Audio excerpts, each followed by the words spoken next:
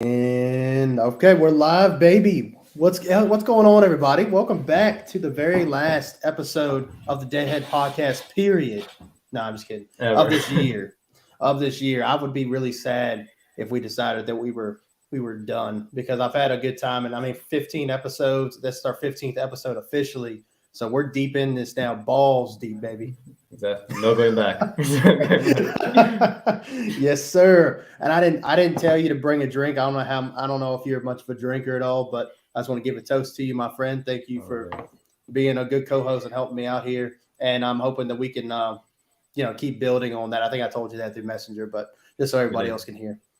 Well, So, I appreciate it. yeah. And it just so happens that I do have something. I mean, it's not alcohol, but here you go. Oh, okay. To both of us. To both of us. What are you drinking?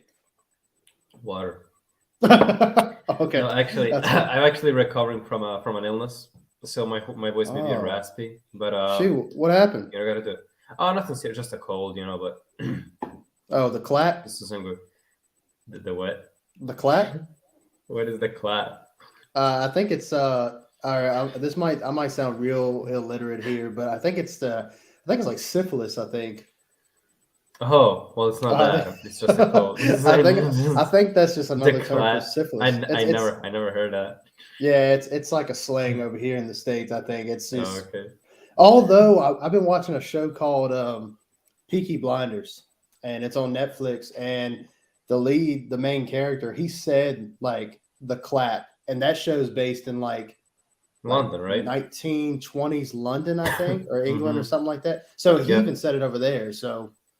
Maybe I'm the illiterate one. I don't know. Yeah, maybe I don't know. But anyway, welcome back to the last episode of Deadhead Podcast for this year. We are happy to be back. I've had a rough day, not a rough day, but just a long day at work, and I got another long day tomorrow. Picking up another shift, just because my coworker has the flu, so I'm stepping in to work his shift, and it gives me a little extra money around the holiday season. And exciting news, another reason why I'm picking up that shift is because I just bought a new car this week. Oh. And because I'm not rich, I'm doing okay, but we're not rich, so I got to make sure I can make those that monthly payment action and pay off some of the down payment I put on the car. But yeah, it's a good vehicle. It's newer, and I see it as kind of like a future vehicle, But like I said, I've mentioned on the show before, me and the wife plan to have children and stuff. It's a bigger car, and it's good on gas. And so anyway, you got to pay to play. So I'm working extra shifts to match the money I spent. I respect that, dude. Yeah, you gotta do what you gotta do. Yeah, but it's worth it. It's a really, really nice ride, and it's a 2020 Chevrolet Equinox, and so it's like an SUV type vehicle, and it's beautiful. It's got the Apple CarPlay in it, and it's the nicest thing I've ever driven. I mean, the newest thing I had ever driven that I personally owned was a 2013 Chevrolet Sonic, which is the car that my wife drives. So this is a 2020. So it's like the newest thing I've ever. It's pretty new, Yeah. So anyway, that's enough about me. What's been going on with you, man? Well, I just I got this cold, which kind of knocked me off my feet for a sec. I couldn't leave the house for a couple of days, but so I've kind of been, I've been chilling for a bit. I took this kind of as an excuse to do perhaps some gaming, That's right. I finally got around to playing Alan Wake. We talked about this way back when we talked about Control, and I liked it way more than I thought I would. Okay. Good. Yeah, and I started playing Hades too. Oh yeah, I've heard about that. Yeah, I wanted to play like Crisis Core, but then you mentioned that you're not gonna be able to play it in time for this episode, right? Because you got a lot of shit going on. And I said, you know what? Because usually what I do is like I try to prioritize newer games, so we can talk about it in the podcast. Right. But since I don't know, I guess I allowed myself to be a little lazy, be a bit selfish. I said, okay, Dylan's not gonna be able to play. I guess it's okay if I don't play it either. I got my copy because I pre-ordered it, but I don't know. That's kind of I actually just bought my copy today, but it hasn't delivered to me yet. This will be like the first, like I know you're gonna look at me really bad here, but this is the first game I've really bought like hard copy, like for the past few months because I've been lazy and I haven't really been going. I like going out to a real one. Yeah, I thought I was. I thought I was too. Well, I'm not gonna. I don't know for sure, but I'm pretty sure Santa bought me God of War Ragnarok, the disc version. I'm pretty sure Oh, Santa oh, brought that, and I think it's under the tree right now, but I can't see it um till Christmas Day. for Well, Christmas, actually, right? yeah. Well, see, I'm working on Christmas Day. I chose to do that just to pick up an extra Oh, shift, and yikes! so we're gonna open presents Christmas Eve, and but I'm pretty Oh, sure I got that underneath the tree. I got Callisto Protocol, and I was planning to get that on disc, and I was like, nah, So I just got it. I've said it really. Crisis Core is like the first game I got digital in a while. So you mean I, physical? yeah, that's what I meant. Yeah, physical. So I'm actually excited just to be able to add to my physical collection because I was doing pretty well. Like every game I was buying on PS5 was disc, but then I was like, I just got lazy, and I think we had this conversation before. It just got really really easy to just buy it off the store, Yeah, and I yeah, it's know really I tempting. hate that. Yeah, I hate that, man. it's kind of it's kind of an addiction, because you Hmm. get a when you buy them digitally, you get an instant dopamine rush. Like you get to play them instantly. Or if you buy, Hmm. you got to go to the store. Maybe they don't have it. Or even if you buy them online, you got to ship it to you. Who knows how long that's gonna take, right? Hmm. So what happens is something you just relapse, right? You just buy a digital copy, and then you just it's like an instant regret. Like, oh fuck, Hmm. I don't get Yeah. collection. Yeah, I mean, I think that's why I might have mentioned in one episode about how I'm not opposed to buying two copies of a game, especially if it's Right. something I support. Like I follow this guy on Twitter that's like he's one of those like, man, the games that come out that really pertain, and he's talking this is me talking to him. He said Mm-hmm. the games that really pertain to me that I feel like are made for me, I'm going to support them more than anything. Like he was like huge in the Callisto Protocol, and I beat Mm-hmm. the game, and I almost 100% it, but not. I think it's like 70% or something like that. It doesn't have that many trophies in the game, and I don't like Mm-hmm. the game enough to go back and play it again, not for a while at least. And but he loves that game so much. He's already beaten it 3 times. He beat it Oh like damn. I think he got it for like all three platforms. He had it on PC and then he bought it on PlayStation and Xbox and beat them all. And I'm like, wow, That's that's some so true dedication. I get it, like buying it right. twice because you really love a game, but man, 3 times. But I think his whole argument is if I love the game, I'll buy it like 5 times. I'm like, more power to you, I Well, I guess. mean, yeah, I'm not gonna knock that. I mean, it's. I guess I just don't understand the reasoning behind it, right? I guess if you Hmm. want to try like all three, if there are like any differences between the versions, right? You want Hmm. to have the full experience, right? Right. If there's even like a slight difference between the various versions, you want to know about it. Hmm. Speaking of versions, have you played the new Witcher update, or have you played The Witcher at all? The Witcher I 3? don't know. Yeah, I don't know if we talked about this. I do have The Witcher 3. I do have it, but I bought it way back on my PS4. But Hmm. I think that version is just fucking unplayable, right? So I've been waiting for this next gen update for so long. It's finally here, and I'll play it. I promise I'll play it. So did you I actually didn't. put? Have you put I any? So didn't. you haven't put any kind of time into it at all? Maybe an hour, and that was Oh like way man, back. Look, yeah, yeah, I I promise I'm a understand. true gamer. I promise. No, So no. I mean, true. I would say no. I would say you're more so than me. I mean, I don't know. I know you're more of a completionist, but I know you played way more than me. I mean, I'm looking at your trophy list, and a mine looks like a Smurf penis compared to your 12 The feet schlong you got over there. monster cock. Monster cock. Well, Yes. you know what I think. I know what I think. Though, to be completely honest, I think I'm just a shower while you're a grower. I think that's what it is. That's fine. I don't care. Yeah. Uh, So I was the same way actually. Like up until like I would say like a year ago when Witcher 3 first came out. So when it came, I think it came out in 2015, and I got my yeah. first at the time next gen console like like late 2015, going into 2016. I remember I was working I was working at Walmart, and I think I used my first paycheck that I had gotten to buy a PS4 at the time, and that was one of the Nice. first games I'd gotten. And I'm like you. I think I maybe played like an hour, 2 hours, and I just was not digging it at all. I was like dying like Mm. really quick. It seemed like the experience points were like it was taking me forever to level up. So like everything I was fighting in this world was like beating my ass, and I don't know what it was. Almost feel like with Elden Ring, right? Like you step into Right. like a place you're not supposed to be, and you get just mauled. And Your I felt ass the same way whooped. with The Witcher, so that's why I stopped playing it. But I will say, man, like, and I'm not trying to be like, I'm not gonna sit here and act like some people say like The Witcher's like the best RPG of all time, but as far as like what it has to offer with like the side quests, dude, the side quests make that game what it is. Like it Yeah. really does. Like man, I've just been kind of going back and playing it with the new update, and I've only put maybe like I've been so busy. I may have put like 2 hours of time into the update, but Mhm. it's a real treat. I think you'd love it, man, if you really put some time Oh, into it. I'm sure I would. It's got a dark fantasy feel. I think I would love it if I just had allowed myself to. Mm-hmm. I think now we're in that holiday season. I Mm-hmm. might find some time for it. Yeah, I mean So here's hoping.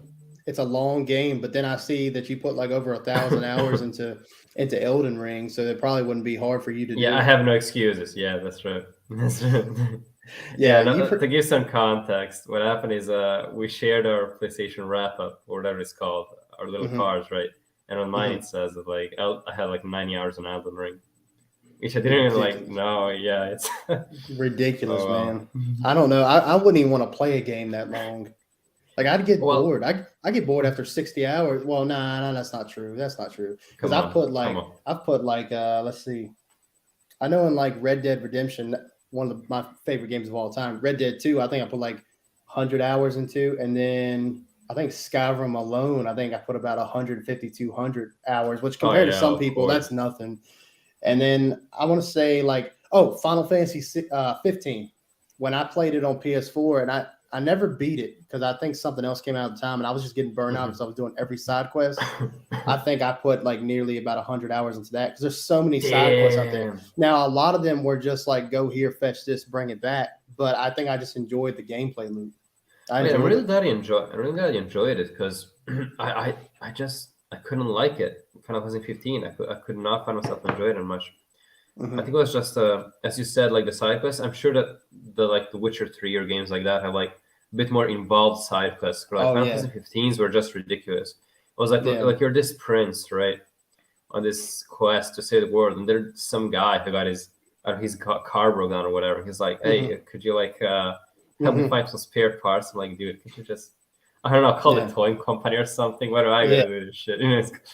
yeah. Well, I mean, it's how that game starts out, where you're pushing the regalia up the road, and well, it's like well, I kind of like that. that car looks way too new for it to be broke down on the side of the road. Well, yeah, that's true. But because I mean, I don't know. I never thought of it that way. I liked the moment too much. It was kind of like the on the road feel Mm-hmm. that Yeah, that opening gives you that I kind of enjoyed a lot. yeah. Mm-hmm. Uh, Yeah, when they play but yeah, "Stand by Me," yeah, I Stand like by the Me. I could not song. believe Yeah, it. I could not yeah, believe when I heard Stand by Me. I actually thought I was having a heart attack or something. I was like, what the fuck is happening? Is this Stand by Me in my Final Fantasy? What the fuck? yeah. A little What weird, do but I you- liked it. It But I fit liked pretty it. I nice. liked it. Yeah, Yeah. yeah, it did. Yeah, if nothing else, that game. I mean, I know we're kind of jumping all over the place, but with that game in particular, I really like the aesthetic and like the feel of that game more than anything. Like the soundtrack is goddamn beautiful. God, Like yeah. I listen to it at least like once a week. Like I have it just See, playing in the car or something. on It's just I'm especially Spotify. Man. yeah, like that main theme that plays at the menu Mhm. screen. Oh my god, man, it makes me one of those like. Yeah. Gets a certain time away. It does. It's like, why do I do this to myself?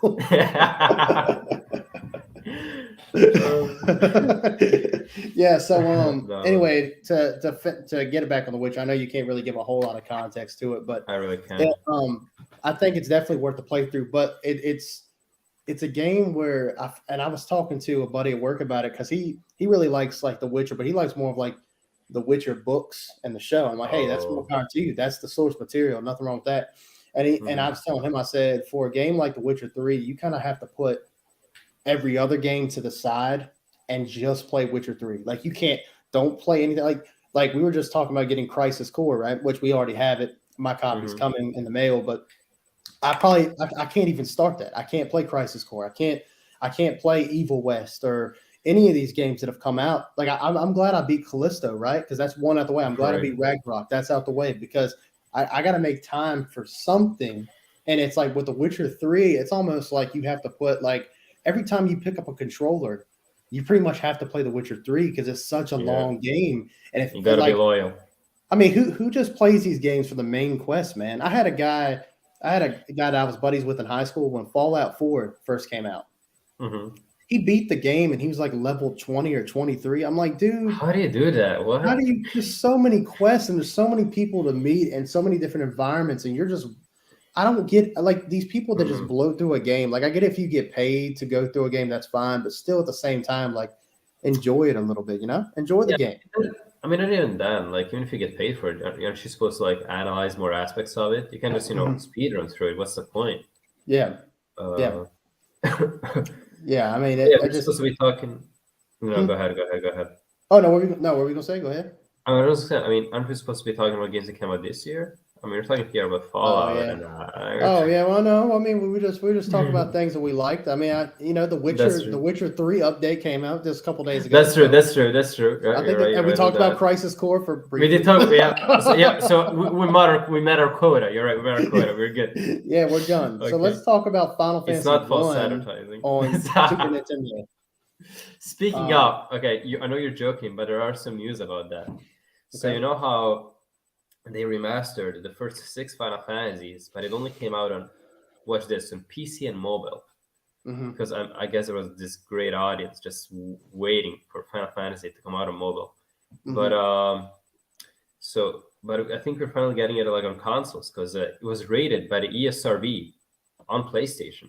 So it might be happening. So I don't know how much you're into it, but I always wanted to play the original ones, and I'm like, and I know I can get them on PC. I know that, right? They cannot be that hardware.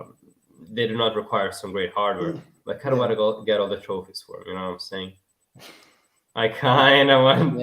Yeah, I know it's bad. All right. Well, look, one more old. Okay, we can talk about new stuff and the Game Awards and all that. Let me go ahead and ask you this while we're on the subject of old games.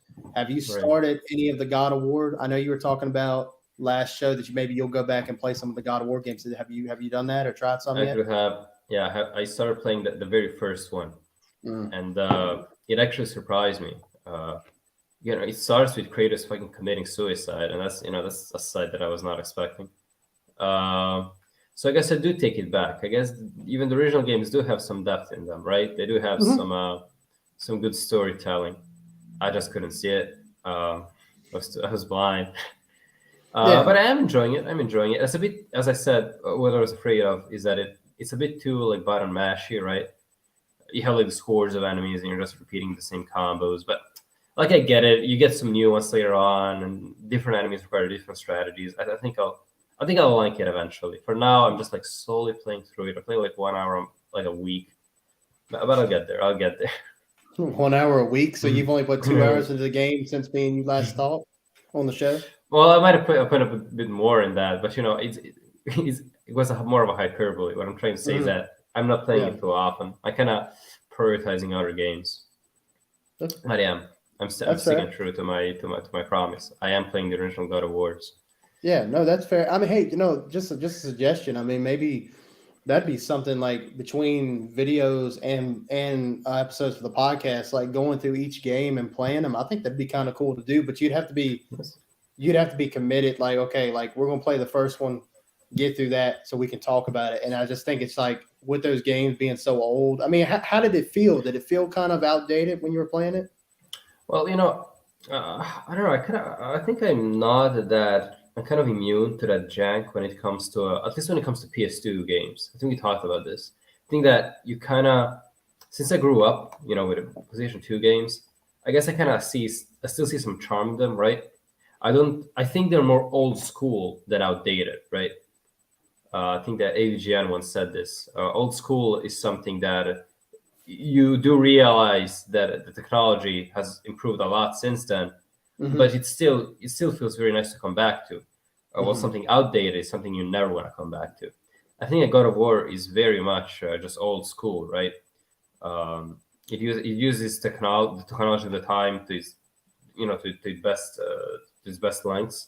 It didn't come out in 2005, I think. That's like the end of the PS2 cycle. So I think that by then they kind of figured out how to push the PS2 to its limits and all. And the game does look very nice. Again, I have no problem with the technical parts of it. Mm-hmm. I think it's just the game in itself, right? Just the way the game is that hack and slash battle mashy thing that is kind of putting me off, I guess. How does it run? You're streaming it, right? So how does it run? I'm streaming it as well. I mean, it gets solid 60. Maybe some dips here and there, because like what it does, it streams from like the PS3 version of it. Mm-hmm. And the PS3 version has some issues. Like when there's too much stuff on the screen, like the sound gets severely distorted. But overall, like I have no complaints. I have been playing it actually. Now to think about it, now I know I haven't been playing it much because I can only play it when I'm home alone. Because like if my roommate, my housemate is like also like using the internet for whatever, and then the streaming gets a lot of lag. Mm-hmm. It's really bad.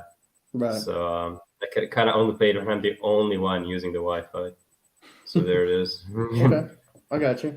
Yeah, I mean that's probably what I'd have to do if I want to. Do they have all the God of War games on the? But they got all of them except the PSP ones. They got 1, 2, 3, and Ascension. Yeah. Yeah, I have. I think I have God of War 3 through PlayStation Plus. I think they had it as a free game 1 month. They did, and I just have it now. I tried it out. It was okay. I just like you said. I think hack and slash games just don't really do it for me, man. I just think they feel very like the combat just starts to feel very monotonous. But I know in God of War, like in the original ones especially, I know in Ragnarok you get spoiler, you get dropped near a spear and all that stuff. But in the original games, you do get other weapons that aid you in combat. So it does make the game a little bit more dynamic, but it's still at the end of the day, you're just like spamming square. I feel like yeah, it's not that different. Yeah, I guess I don't know. I gotta play it to give you like an honest review. But okay, well I'll keep that in mind because maybe I don't know. See, that's the thing. Like, and that's just off to another thing. I think there's just it really is. We've gotten to the point now. We got so much to freaking play and like so little time. Like I have to know, like, if I'm gonna put hours into a game, I have to know I'm gonna love it. And like The Witcher 3, I like go back to that. I know I love it, but at the same time, you got to know that you're down to spend like I don't know, like 150 to 200 hours. And people put more than that into the game just to get everything that it has to offer. Because not only does it have the main game, but then you got the 2 DLCs that are almost they're almost like the length of full length games, and it's like, oh god, dude. Yeah, who's got the time? To the point where I'm like, almost like kind of I feel sorry for like newer generations, right? Like imagine being born like a bit later, you haven't had time, like you had to recoup on all these games that came out before you were born, right? Mm-hmm. And at the point, and then it gets me like on kind of an existential crisis, like. We have so much media to consume, right? Not just games, like all the TV shows and like movies that are coming out. How do you even like? Are we getting to a point where there's just so much that we cannot realistically, we cannot enjoy everything? And if we do, right, it just becomes kind of we're not enjoying it because we want to. We're enjoying it just because we're kind of this rat race. We gotta consume every single piece of media that there's out there, like every new movie, every new TV show, every new video game. And when it becomes this stressful, what's even the point? Like, as you said, you got to think about, okay, I got to make a lot of time for this game, right? This game's really long, so I got to put all on the other games. So then I got to squeeze them somewhere else. And I'm like, dude, what the fuck happened to, just fucking being so excited, right? Mm-hmm. When your parents give you enough cash to get a discounted game at the store, right? You only play that shit. You play the game over and over again, like hours on end. What happened to that? I think we just started making our own money, and that's the issue. I think it's like for me, and I think me and you are a lot of the same. And I'm probably worse, but it's like I gotta have everything day one, and I don't need to. Like for me, like if let's say for instance I got Crisis Core and I got it, and I'm like, okay, you know what? I'm gonna start to finish. I'm gonna play this game. If I would just do that and take my time, beat the game, and then get another game, I'd be fine. But I'm over here like, okay, I still want to play Evil West. I reached out to the developer. That didn't work out. But I wanted to play Evil West.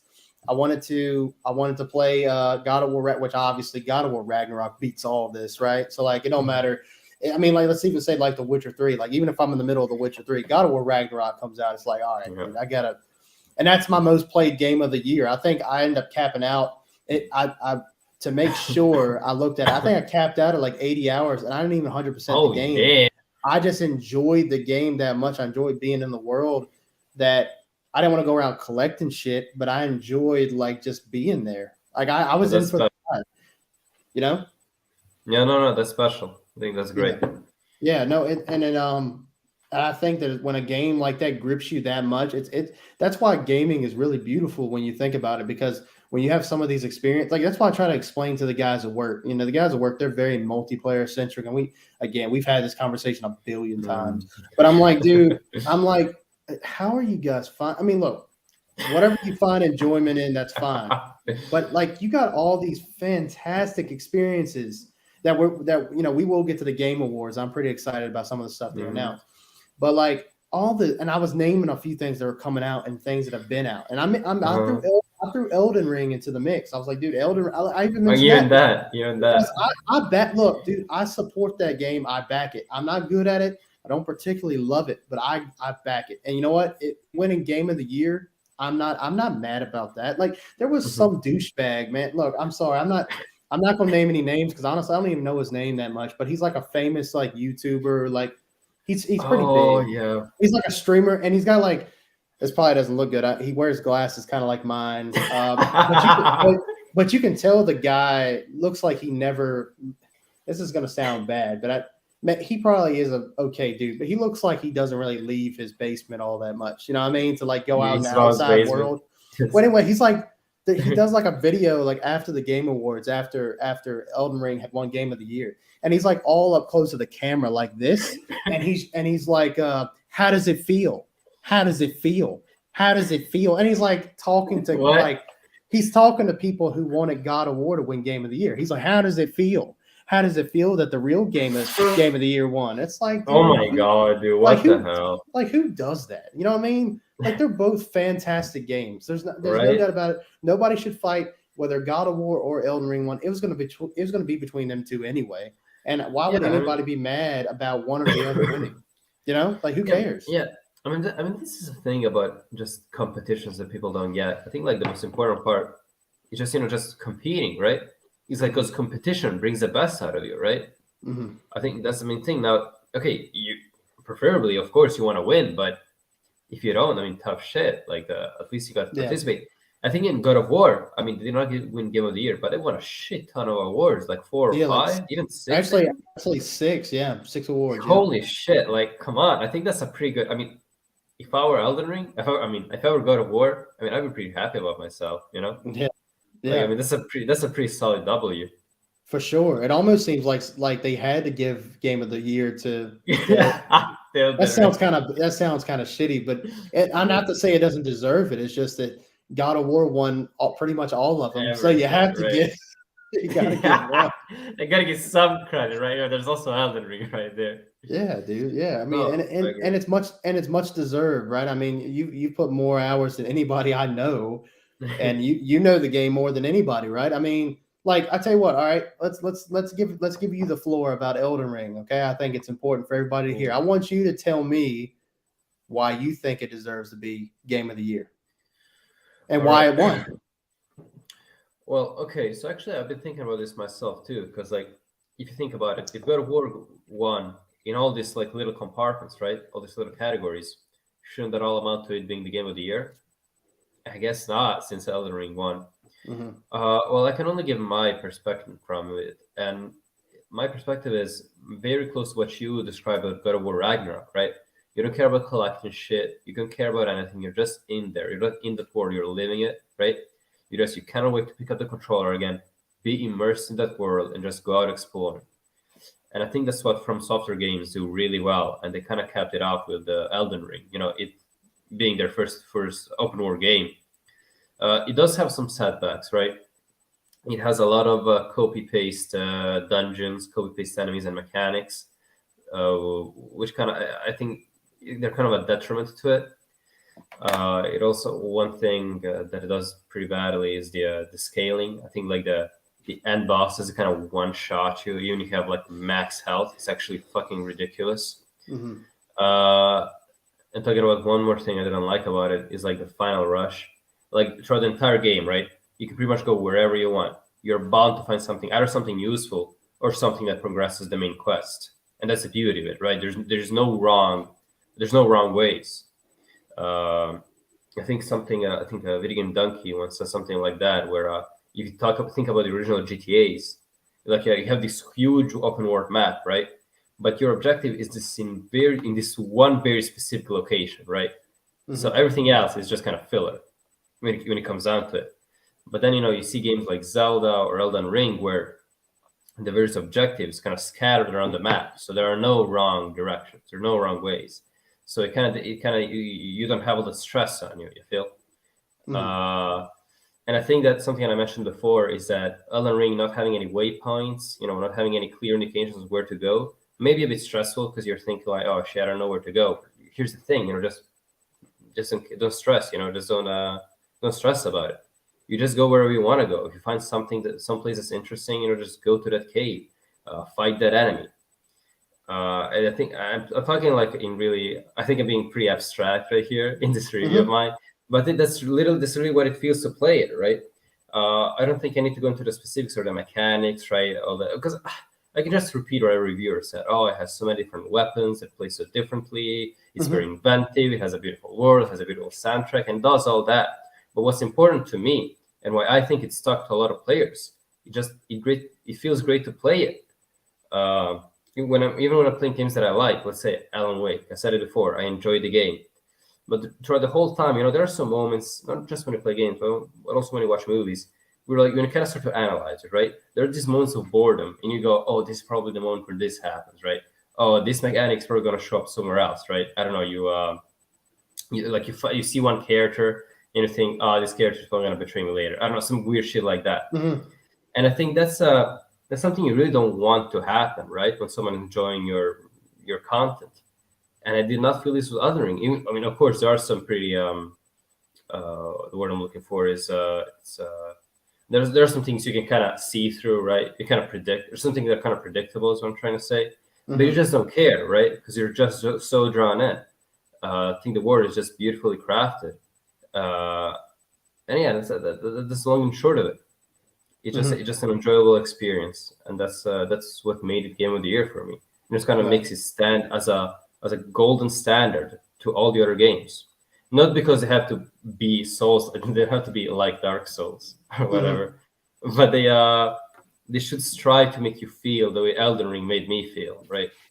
And I'm sorry that I completely respect the fact that you cannot go through it, because I understand it's not for everyone. But I think that if you manage to pass over that hurdle, right, or you manage to learn about its mechanics a bit more, right, you kind of get good or whatever. I think it pays off. It's really worth it. It brings you into this world that's masterfully crafted, full of beautiful dialogue, beautiful characters, and that's about it. Yeah, this is my disjointed review of Elden Ring. No, so thank you. no, that was great. So I know you're kind of long-winded from that, but my next question for you would be, I think the reason why people are really upset, well, some people, like, who gets upset about this shit? But there's some people that are upset that Elden Ring won and God of War lost the Game of the Year. I think a lot of people's argument is that God of War has more of an in-your-face narrative as opposed to Elden Ring. Would you agree with that statement? Or I guess a better question would be, did you understand what was going on within? Because Elden Ring does have a story. It's just not as in your face as God of War, right? Did that bother you? Do you know what's going on with the story? Does that really not matter to you? Well, here's the thing. I do agree that God of War story is more in your face, but that's just because it's more of a narrative experience, right? I think it just makes sense. It's not a handicap or like a pro or a con. It's just how that game is structured. I never actually heard this complaint you're talking about. Yeah. Talking about Elden Ring, it's actually felt weird for someone who played a lot of the other From Software games, because it's the most, out of all the other games, it has the most in-your-face narrative out of all of them. because like in most From Software games, you kind of play through a place where something already happened, right? Mm-hmm. You're playing like something. Oh yeah, a great many years ago, some great war happened. Now everything's like messed up. But in Mm-hmm. Elden Ring, there's a lot of things that are happening as you walk through these desolate places, right? But you like there's this one part where you go to a festival. You hear a lot of characters talking. Oh, I haven't heard there's like this big festival going on, and then you actually get there, right? And the festival happens as you walk there, right? And that's actually how you access one of the main bosses. So I did not. It's not one of those stories that you kind of get. You have to kind of dig very deep to actually find the actual story. But you Mm-hmm. can I think you can understand like the ins and outs of it. Like the very basics are pretty easily to understand, right? Okay, Yeah. you're tarnished. You gotta become the Elden Lord. You gotta collect. You gotta fight these guys. There's literally one NPC. I don't know if you got that far. There's like one NPC in the main hub area that literally tells you what you do. He goes, okay, so here's what's going on. You gotta find Mm-hmm. these shards, right? You gotta get to the elevator. You gotta become Elden Lord, right? Did you get that? So, Right. and I think, what I said before is that just two different narrative, two ways to tell a story. I don't think any one is better than the other. I think that God of War has like godly dialogue, godly cutscenes. I think they're great. I might even enjoy them more from a narrative perspective. I actually enjoyed more God of War. There, I said it. I Mm-hmm. think Elden Ring is more of a, not really a build your own adventure, but more of a, more of an interactive feel. But with God of Mm-hmm. War, when it comes to the story, just sit back, grab some popcorn, watch the fireworks. I guess it's more of a preference thing. That's what I'm Mm-hmm. trying to get at. Yeah. Right. Right.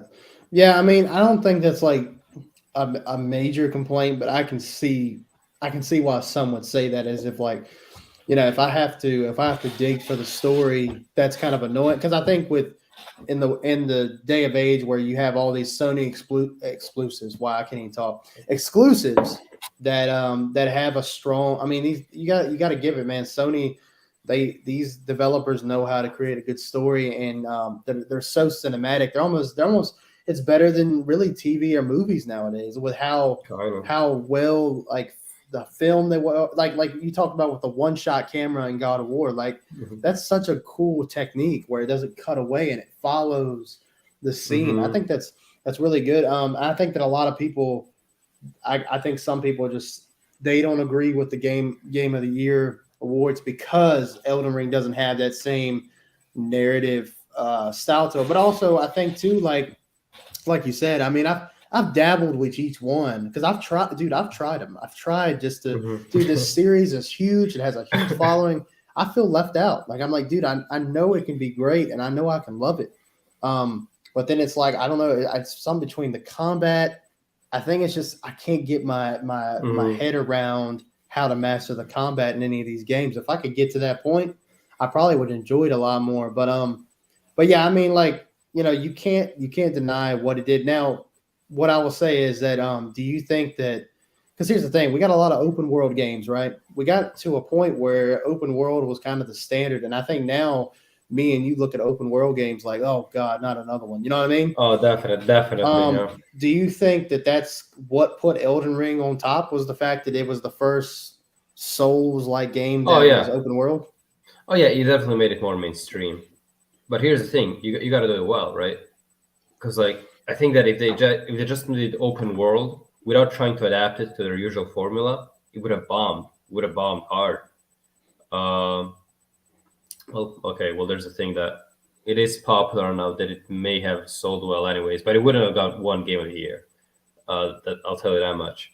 Mm, I think the thing that was great about it is that it managed, to kind of have, appease the masses, so to speak, right? The ones who are usually not into these games, but going open world, not having all that, I guess, confusing and like interlacing map that the usual From Software games have, but also appeasing the fans because it is like a pretty standard Souls experience.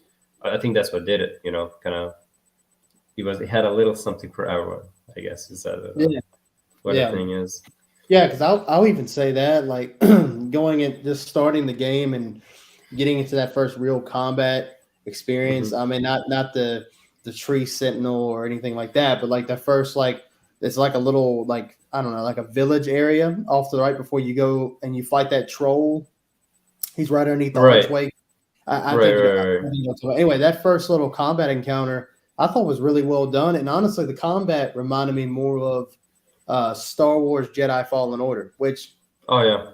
I love that game. I mean, it's one of my it is like top at least top 10 or 15 games of all time. I love the combat in that, and especially when you mastered it, you felt like a freaking badass, man. Oh, it And feels so good. and the combat kind of reminded me of that. But then when I started playing it and I beat Margit and I got farther into the into the castle and I just stopped. I kept dying and I was like, man, it's just other games where I know I'm better at than this, and that's why I stopped. But I've been like dying for a real reason to get back into it. But I think again we go back to the conversation of there's so many games, so much media.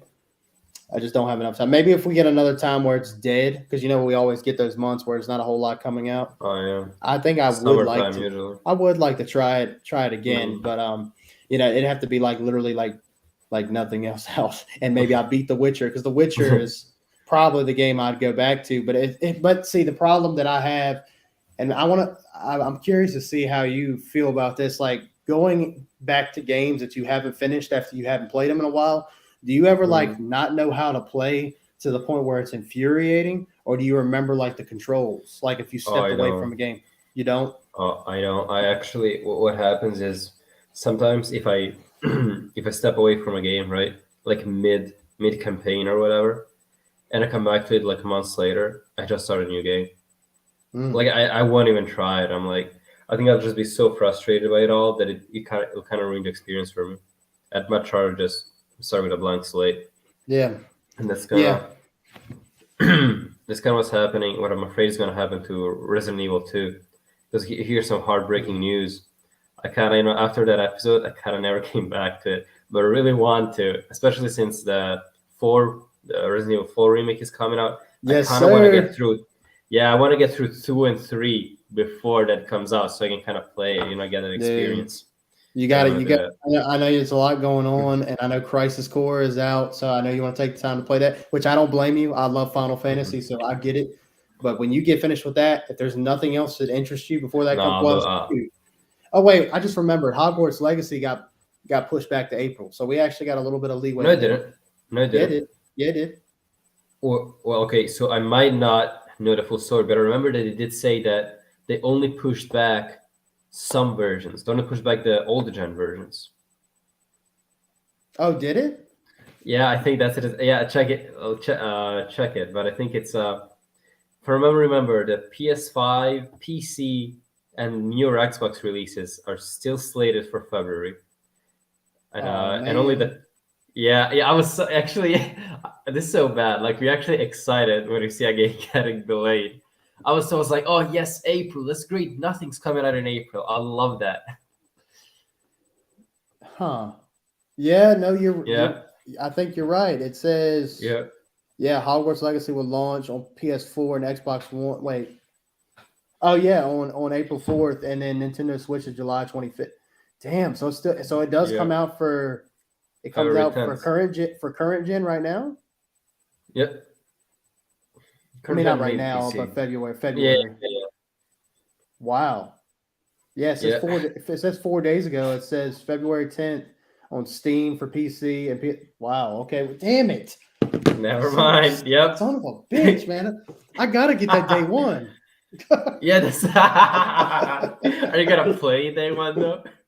Hell yeah. Probably. I'll probably take off for like a week so I can play it. Slytherin, baby. Same. Oh, damn. I actually don't know. I think I'll go Slytherin too. And the reason why I wouldn't want to go Slytherin is because everyone chose a Slytherin, right? Yeah.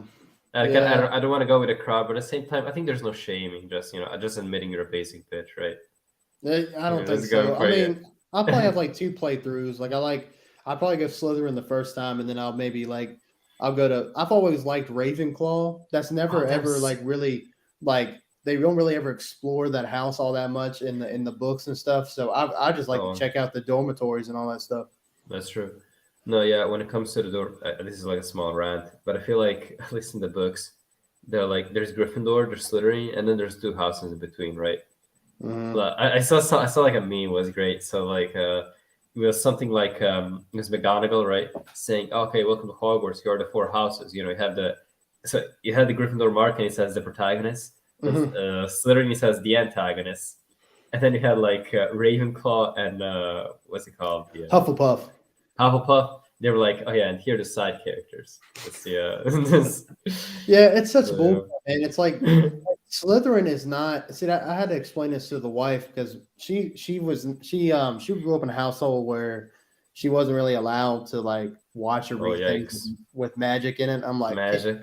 man, get the hell out of here. Anyway, so I had to explain to her, Slytherin is not an evil house.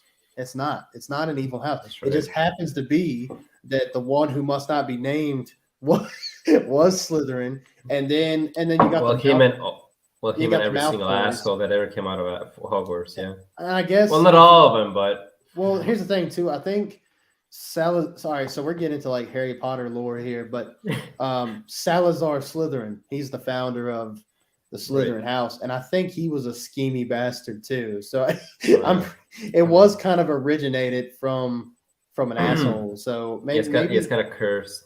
Yeah. Maybe I do understand the argument there, but Slytherin's cool, man. Oh no, me too. No. Here's the thing with Slytherin. I don't think that all Slytherin people are bad, right? Mm-hmm. I do think that the books are really trying to push that agenda, though. And they're really trying to make you hate Slytherin.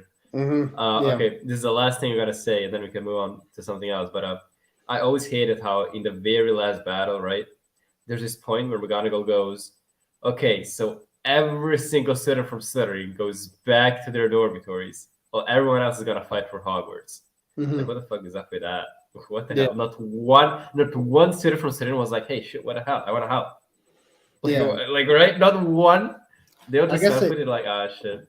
I guess she thought that it'd be like easily manipulated. I guess, but I mean, still, it kind of that's the moment when you can make a point, right? That's the not every Slytherin is bad moment. If you ask me, but whatever. Yeah, that's right. We don't need to talk about it. Okay, so moving on. Well, I didn't. Well, no. Well, real quick, I didn't know that it came out. I didn't know like current gen gets like the best gen, right? We should leave these trash ass consoles in the past. It's done. It's done. The master race gen 2023 starts in what, like 13 days or something, 14 days. Get that shit out of here. It's done. Get it. It's done. Leave that trash consoles in the past. Resident Evil 4 comes out on PS4 and PS5. Why Capcom? Why, man? Money, dude. Money talks. Hogwarts Legacy, man. Like, all right, I get it. That's a multi-plat game, but still, like, come on, man. Xbox Series X and PS5. That's it. Not Nintendo Switch. Are you freaking kidding me? That trash ass console? That's even worse. Yeah, no, I agree. Like, yeah, when I find out that something's also like available on Nintendo Switch, I'm like, oh, okay. So I'm not gonna expect anything. I'm like I'm not like, at least mechanic wise. Hell no. Okay. So I'm gonna go on another rant now, talking about this, what you just said. So Bayonetta 3, right? I'm already like pretty salty because I love the first Bayonetta, and I cannot play the sequels because it's only on Nintendo Switch. Mm-hmm.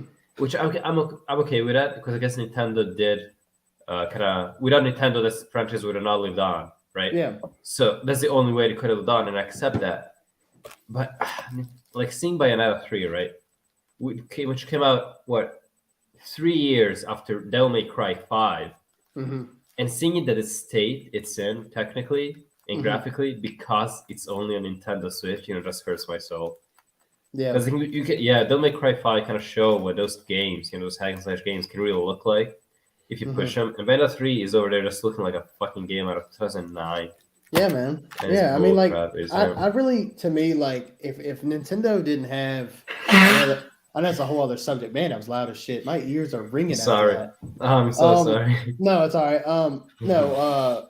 What I was gonna say was, if it wasn't for like Mario and Zelda, like and I guess you could say like Metroid, right?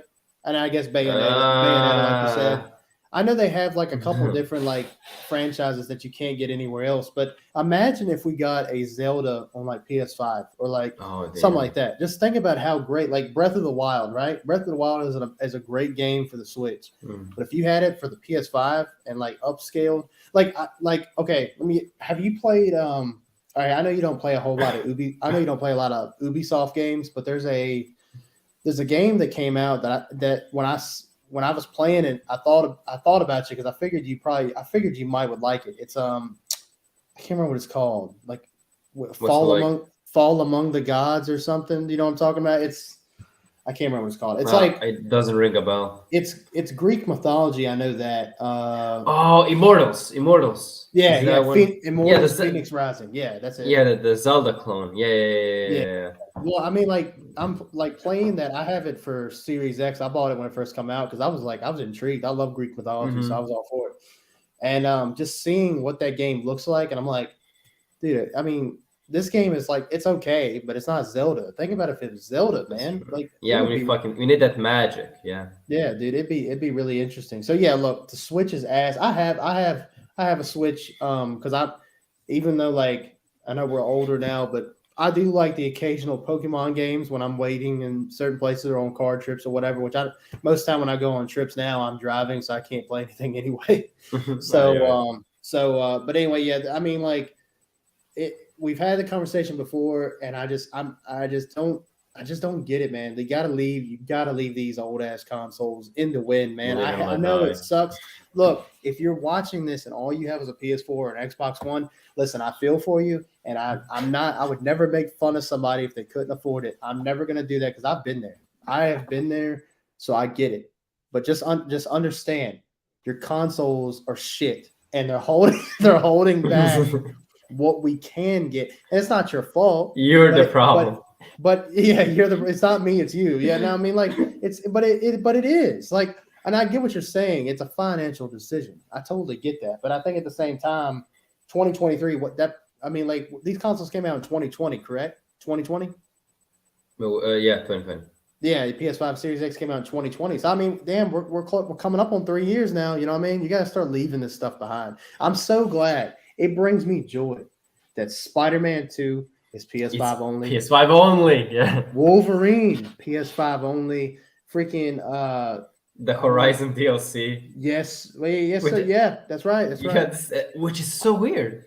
Yeah, that's kind of weird. But I'm fine with it. I do want to eventually beat Horizon Forbidden West. I got bored. I got bored, man. I got bored.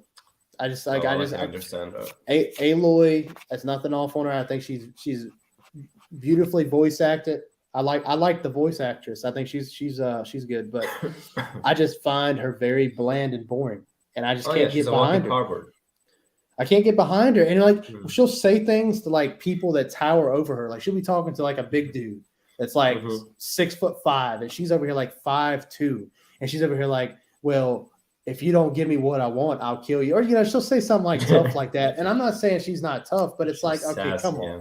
Like, come on. You know what I mean? Like, yeah, she's a bit too sassy. I agree. Like, it's just that it's kind of annoying. She's kind of a walking trope. But dude, the game. Oh my god, the game, dude. How did that not win any awards? Can you tell me that? How did that not win an award at the Game Awards?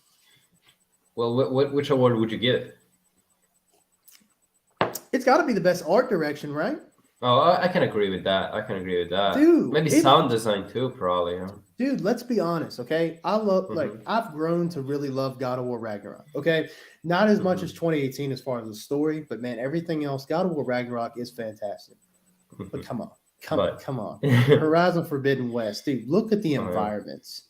No, God of War is no slouch. God of War is no slouch. But come on, Forbidden West, dude. I mean, come on. Like if I was playing as a more like a character I could get behind, oh dude, I probably would have platinumed that one. Yeah, imagine the God of War writers on Horizon. And that would be something. Yeah, dude. Yeah, I mean, it's a shame. What could have been? I feel bad for Guerrilla Games in a way, but I know they made millions off of that game, but it sucks that they didn't win an award, dude, because it's that game is beautiful in every way. The music is great. Music is fantastic. Voice acting is pretty good. Like I said, I just think Aloy is just boring. The story's a little convoluted. It's a little weird. But then again, I think it's just because I wasn't super attached with the first one. So in this one, I was just kind of already out of it. You know what I mean? I mean, Dylan, this is kind of from someone who was attached to the story of the first one, and I did not enjoy the story of the second one, like, at all. I think I told you this back when we talked about it, but like the main thing that I was, excited about with playing Horizon 2 was like, I can't wait for Horizon 3 to come out when they go to fucking space.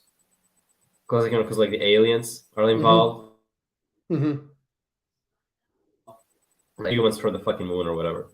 And I was like, oh man, Magic Horizon 3, you're gonna be on the fucking moon, it's gonna be great. There's gonna be all these fucking weird machines prowling around. But no, you get to see one alien machine. And then I don't want to like say something stupid, but I think that at some point, like during the final cutscene, Aloy says something like, "Well, I destroyed their GPS locator or whatever, so they're never coming back. Problem solved." And I was like, "Man, are you for fucking real?" No, I won my Horizon 3 on the moon. Come on, dude, you cannot be playing me like this. Yeah. It does make things like that. I am playing the DLC that they won. Yeah, you can disappoint me as much as you want. Yeah. No, I mean, dude, that game has got way too much quality to pass up. I mean, that's another game that I think that if we were in really slow months, but I'm like you though. I'd probably have to start the game over from scratch because I think I had a majority of the weapons, but like in my playthrough, because I'd already at that point, and I'm not trying to get into specifics, so I know we want to get back into the Game Awards, but I think I had already gotten. So you had to collect those 3 pieces. You know what I'm talking about? There's the meter and like 2 other things you had to collect. Oh yes, yeah, you have to collect the 3. Yeah, the restored or whatever. Yeah, I think I had just collected. Yeah, Gaia. That's it. Yeah, I had just collected like the last. So there's like 3 pieces. I collected the last piece, and then I think that's where I stopped playing. I don't know. So I don't know if I was like over halfway through the game or not at that point. I'm not sure. You're at the halfway point, I'd say. Okay. I don't remember much. I played it in February, so. Yeah, I hadn't picked it up in a while. I think I started it up like a couple months ago because they released. I don't know when's the last time you played it, but they did release an update for it because I thought, I don't know, we got to get back to that Game Awards. I know that, but I thought that the visuals looked a little. They look good, but in performance mode, I felt like the visuals look kind of cloudy, I guess you could say. And they did release an update to upscale the visual. So now in 60 FPS, the game is crystal clear. I don't know when's the last time you played it, but if you haven't played it in like 6 months, I'd boot it up just to see what it looks like. Oh, well, I mean, because it's at this point, I'll just wait for the DLC to come out, Oh yeah, or that. That's fine. Yeah. You know what they did do? You know what they did do when they released this? They released this one big update, which also had like New Game Plus and all, which is great. But what they did is they added like 3 trophies, right? So now, even though you got the platinum, it says like 97%, and I'm so upset. Oh, damn it! But like, I have to like the trophies are like for beating the game on New Game Plus, like on the hardest difficulty. I'm like, oh yeah, like brother. Yeah, I feel you. Like when you gotta because I was actually like because you've been platinum games, you've kind of inspired me because. Like I'm just kind of starting off with games I know I can probably do fairly quickly. So I finished Spider-Man Miles Morales nice. Not too long ago, and I got most of the trophies, but there's only a couple more left, and I looked them up on my phone just to see. I was like, all right, let's just see what it is, because I thought I did everything. Like I did every side quest, I did I did everything, and I found out one of them is like finish New Game Plus, and I'm like, dude, I'm not playing through this damn game again. I've beaten it twice now. Like I'm not playing through it again. Like I played through it on PS4 before I got my PS5 because I really wanted to play Miles Morales. And when they said it came out for PS4, I was like, oh, okay, well I can play it. Well, like pretty much as soon as I beat it on PS4, the PS5 came out, and then I was like, I'm not going back to it. But then we were going through a slow period, and I just beaten Callisto, and I was like, what's a game that I can beat pretty quick? And I was like, Miles Morales, I'll do that. So I played through it, and it took me, and this is like when I had to do a couple playthroughs, and I think it took me 16 or 17 hours to beat it completely. That's average, yeah. And and then it said, yeah, you got to beat it again in New Game Plus. I'm like, man, no thanks. I'm not doing that. So I booted up the original Spider-Man, and I've been kind of sparingly when I have time, I go back and play that because Spider-Man is one of those games you can kind of, how we were talking about before, I can pick that one back up fairly quick. But like if I'm playing you go back like to Witcher or Final Fantasy or something like that, I feel like I have to start all over because it's like I forget. But Spider-Man, I feel like after a couple encounters, you kind of get the controls. You know what I mean? Oh yeah, you pick up and play. Yeah, sure. I mean, it's not that complicated. So anyway, so unless you have anything else to add to that, let's finally get to the game. Let's finally get to the Game Awards. Now, I did not watch the Game Awards as it was on. What do you mean? I didn't watch the whole thing. No, I wasn't watching that crap. I watched up to the point of Christopher Judge giving his long ass speech. Oh my god, that was incredible. Yeah, and then I saw the guy at the end where I think when Elden Ring won, it's like this young guy on stage, and he was like, "I like to think by something Rabbi Bill Clinton or something that." My Reformed Orthodox rabbi. Yeah, that's it. Bill Clinton, and I'm like, okay, what the hell? Okay, so I'm gonna give you like a little. I'm gonna tell you how I experienced that. So with my time zone, that shit started at like 2 a.m. right? Okay. Mm-hmm. But like me and my buddy, with my roommate, we're like, okay, we're really into video games. We really want to see this, right? We're just gonna fuck all the lessons we have on Friday. We don't give a shit. I'm gonna do all my work in advance for Friday. Like he's gonna do the evening shift on Friday, so we're gonna do this. We're gonna watch this at 2 a.m. So what happens is we did not expect it to last long. It was like a 3-hour long show, right? So by the end, it was like 5 a.m. Like I've been awake for almost like 24 hours. So it's kind of like I'm in a trance, right? We're just waiting for this for this award to come up, for them to finally nominate who's going to be the game of the year. And then when it finally happens, it was this weird ecstasy we were on. And then like this guy comes up. Like it was already weird from the beginning because we see this one guy, like there are 3 or 4 like developers of Elden Ring, like 3 or 4 Asian dudes. And then we see this one guy who's clearly like not like the others. And then he comes up, as you said, I'd like to nominate my foreign Orthodox rabbi Bill Clinton. And like me and my roommate were like on the couch, we're like, did that just happen? And then if you look at the very end, you see that like there are some people who are like walking aggressively on the stage, towards him. And Jeff Keighley is just like anyway. Yeah. It was great. That was weird. What was that? I'm just gonna say that like we got so the day after we just needed to see if that was real, right? And then we saw like a bunch of footage in it, and there is footage. You can actually see this guy planned it. You can see this guy actually walking from the audience, joining the team, joining the developer team, and as he's joining that group, he pats on one of the developers' shoulders, like to blend in. This guy, he's a fucking genius. I adore him so much. He goes in for that pat. He pats his shoulder, like I guess to blend in, right? They were like, "Yeah, good job, man. We fucking won." He's like, "Who?" I guess I don't know. I guess he's part of the team. I don't know. I guess I missed the memo. You did, yeah. I just didn't know who the guy was. Yeah, so I mean, I would think he's guy.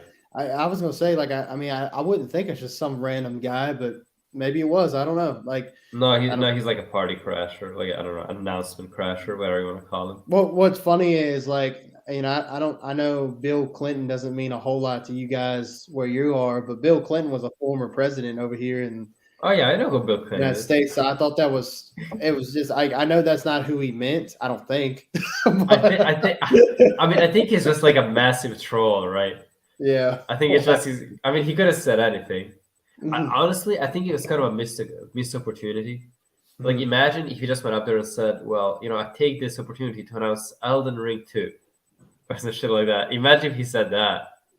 Dude, no, the audience would have lost it. Yeah, I think that Jeff Keighley tweeted right after the show that he got arrested. Not Jeff Keighley, but a kid. They got him arrested or something. Yeah. Interesting. I guess. I thought it was pretty interesting. Yeah. All right. Well, speaking of interesting stuff, what's some stuff? What's a couple releases that get you pretty excited as far as the announcements? Okay, so they announced a release date for Jedi Survivors. That's Yeah. pretty. That's big. That's big. March. That's huge. Dude. That's huge. I mean, Mm. I'm actually excited for that. Oh yeah, me too. But I mean, again, you're so pressed for Yeah, time as I it know. is. And okay, you go Well, moving on. well. What else? What else? What else? What else? What else? Was it Death Stranding too. Death Stranding 2? I'm definitely I'm a playing dude. that. I look. I might have asked you about this before, so you might have to remind me. But I love Death Stranding 1. I love Death Stranding. I don't. Good God. I'm sorry. Okay, I'll stop. No, it's all right. It's just really. Damn it. No, it's all right. Don't. It was just. It is. It sounds like a freaking elephant, like right next to me. So anyway, no. I love Death Stranding. I don't know if you had played it. I haven't played it on PS5 yet. I do plan to play it on PS5, but dude, I thought it was fantastic, man. I really did. Like, so you never played it? Oh no, I enjoyed it. Oh, so you did play it? Yeah, I did Oh, not. good deal. And you enjoyed it? I did enjoy it. Oh, that's great. It's great. I kind of see why a lot of people didn't like it, and I also didn't like it for something. It's kind of love-hate relationship, but in the end, I'm glad I played it, and I'm glad that it was released. I'm glad it exists, right? Mhm. And I am excited for the sequel, because at least, you know what, it might not be something that I enjoy thoroughly, but it's something new, it's something fresh, it's exciting, and I mean, you gotta respect that, right? Mm-hmm. Yeah, so I'm excited about that string too. I did not platinum it though, because I'm not Yeah. that platinum with that game is actual no. Like that meme where the guy that goes, "I fear no man, but that thing it scares me." That's Yeah. that's it. Like that's me. That's me when I'm looking at a Death Stranding platinum. Yeah. So I Dude, not like it for that, but I liked it. yeah, dude. I mean, like, okay, I'll say that the ending brought a little tear to my eye here Oh because yeah, I thought it was so touching at the end. Like, the story is kind of nuts, right? It's hard to follow. It oh is. yeah. But the parts that you can follow, like finding out that these visions that you've been seeing from your BB, right? The baby that's on your chest, that's actually your memories, like from when you were little. And the actor's name is Mad Mickelson, but I can't remember what his name is in this. Is it Clint or something like that? Anyway, the guy Sam. Sam is the guy you play as. The guy you see in the visions that you got to fight like twice in the game. And I know. Yeah.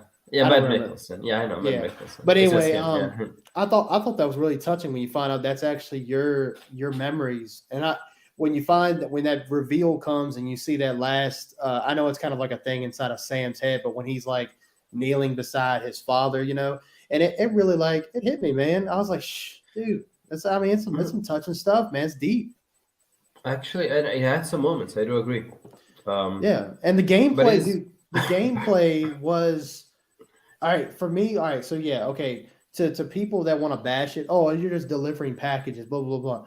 Listen, there's more than one way to traverse, and I like you don't have to just carry shit all the time. There's different things you can do. There's bikes, there's attachments you can have like hanging off your belt. I found the gameplay to be satisfying. To me, I did. Like you hear this majestic ass music playing in the background, and you're holding these packages. It starts to rain, so you're trying to watch it. I forget what do they call that? The rain that falls. I can't remember what they call that, but basically, if it touches you, it makes you age. Time something. I don't remember. Time fall. That's what it is. The time fall, where the rain touches your skin and it ages you. And I thought that was awesome. Like. You put your hood up and you got your signal letting you know where all the other BTs are at, and you have to sneak around them.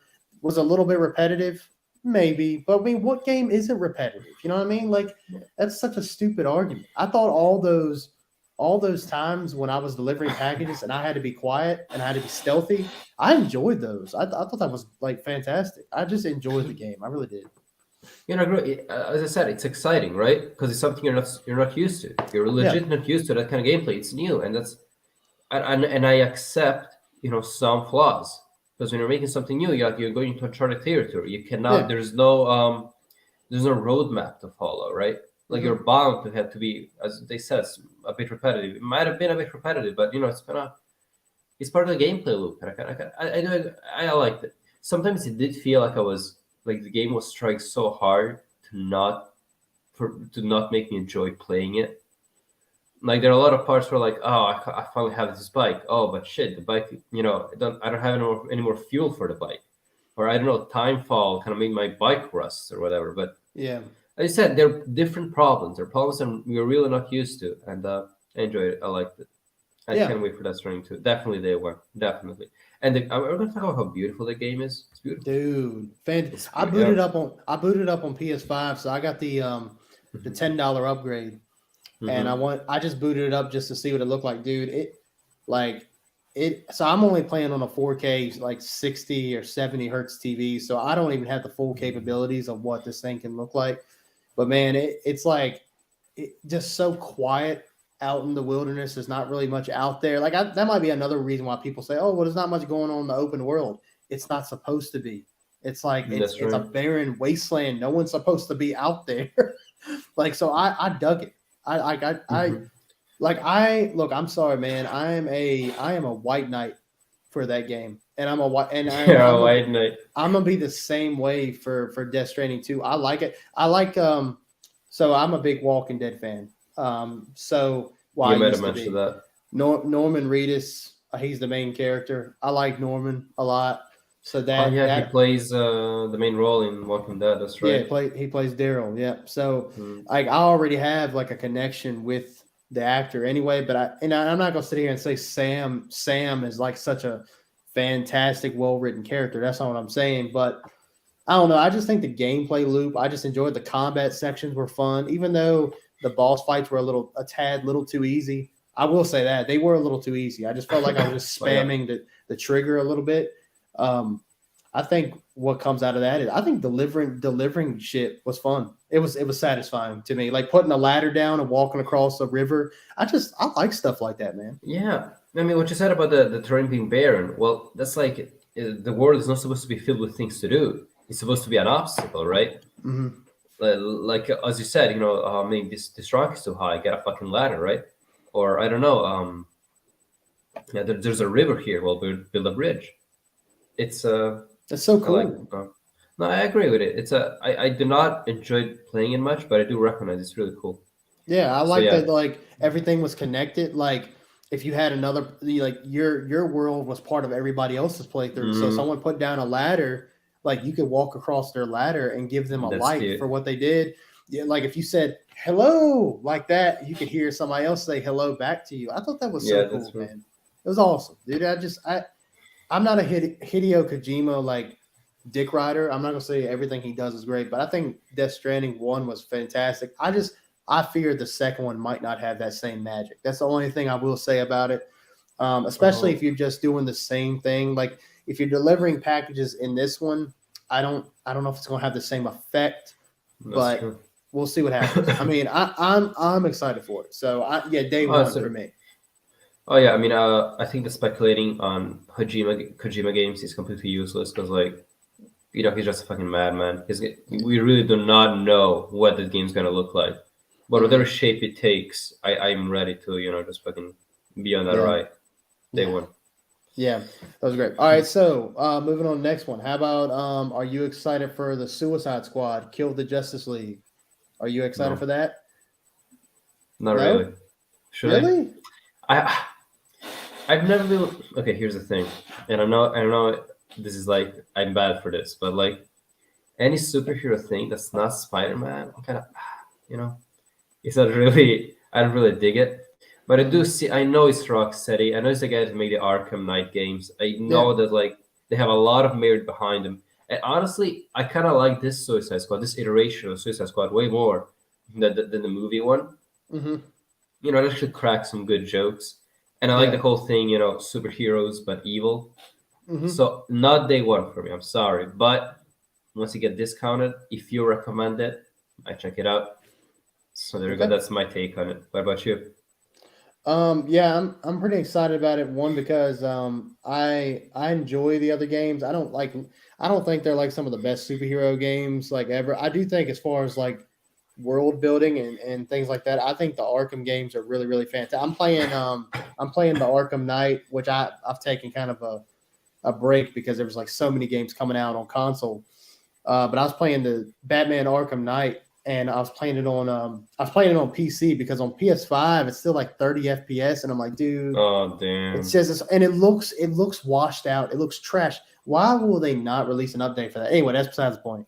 So I'm playing on PC, and my PC is not like the best. You know, I bought one, and me and my father-in-law, we kind of built it together, and I think I get like a 90. I think I get 90 frames on it, and that's pretty good. It's a lot. Yeah, it's a lot, dude. It's a lot of fun, and it's really, really well made. I love the story and everything. So I'm actually excited for this one because this is supposed to be a continuation of the end of Arkham Knight, and we thought the way that game leaves off, it's speculation, like, is Batman dead? Is he still alive? Whatever.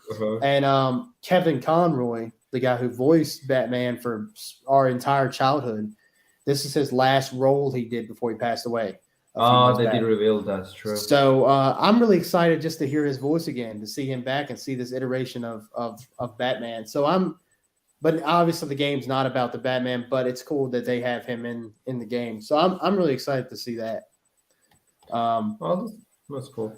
But I'll let you know. I mean, if it's worth playing, I think it's co-op too, man. We ought to shoot. If I get it, I'll game share with you. We'll play co-op or something. Oh, we might. Okay, that's cool. All right, so. Another thing I'll say is, how about Final Fantasy 16? Right? 16. I know that's something that we for sure can both agree that's a day one special edition steelbook. Oh, if they have it.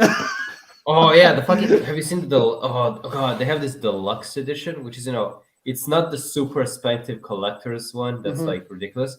But it's like, oh, it's so good. It looks, it's like black and white. It's so fucking sexy. I cannot wait to have it. Yep. Beautiful. So, yeah. Well, I mean, what do you think? They had the reveal trailer. Did you get anything out of it? Like, as far as anything positive? Well, my opinions of the game have not really changed since the very first reveal, which is okay. It seems like the story might actually be good this time, unlike in Final Fantasy 15. Well, I don't know. It seems they're a lot more focused. It seems like it seems very violent. I really like that. We've never really seen. There's like blood everywhere. Which I'm not one for like violence for the sake of violence.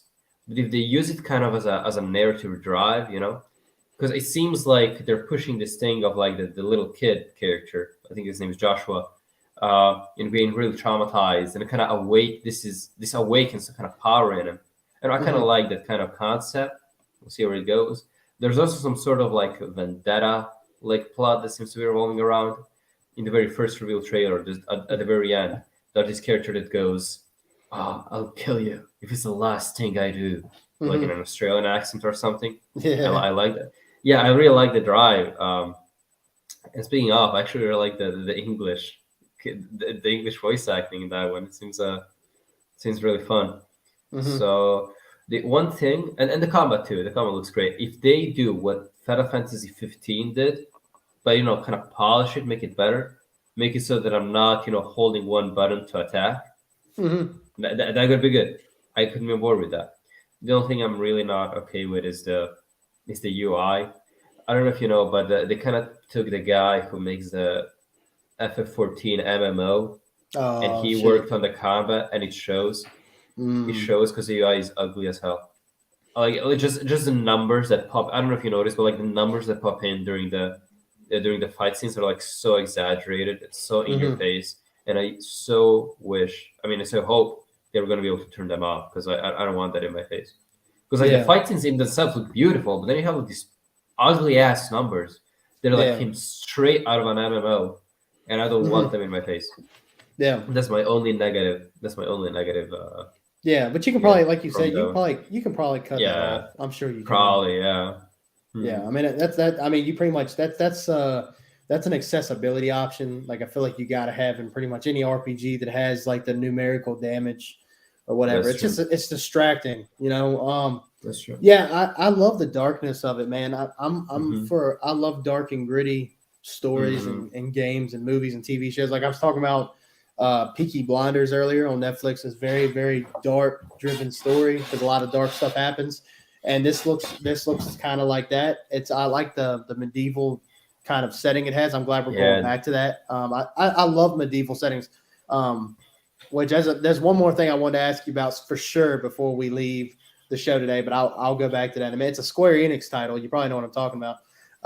But I do like the medieval setting. I do like that, and I don't really know what else to say. I don't really want to see anything else about it.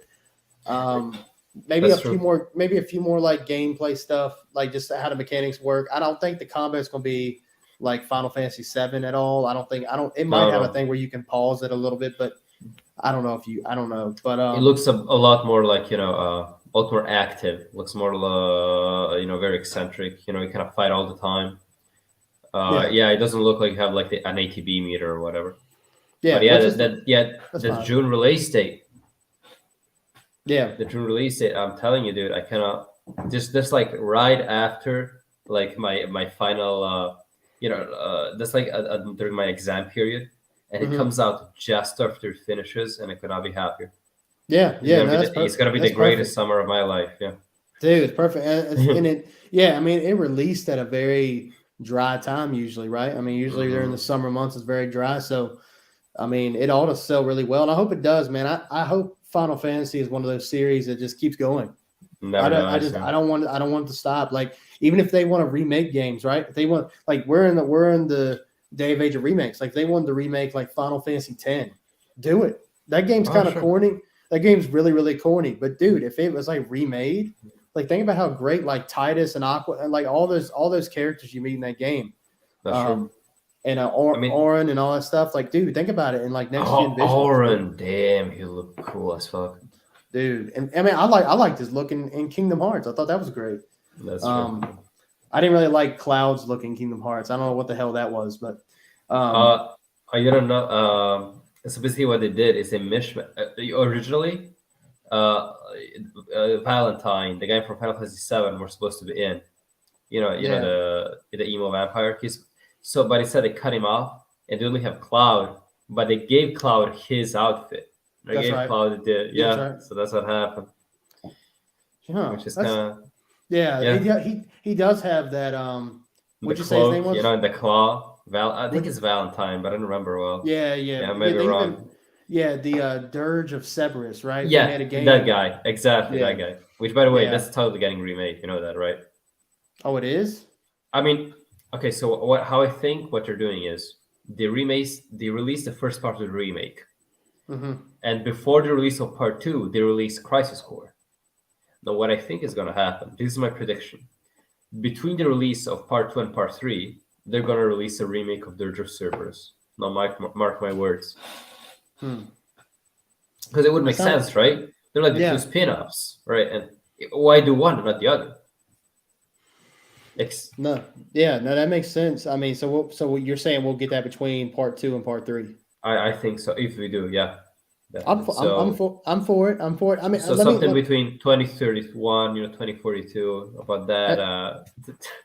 It's kind of strange actually. Now I'm sure if I went on YouTube, maybe I'd be able to find a reviewer. But have you heard anything about Crisis Core? Is it a pretty good like PS5 port? Is it getting pretty positive reception? Because I haven't heard shit about it.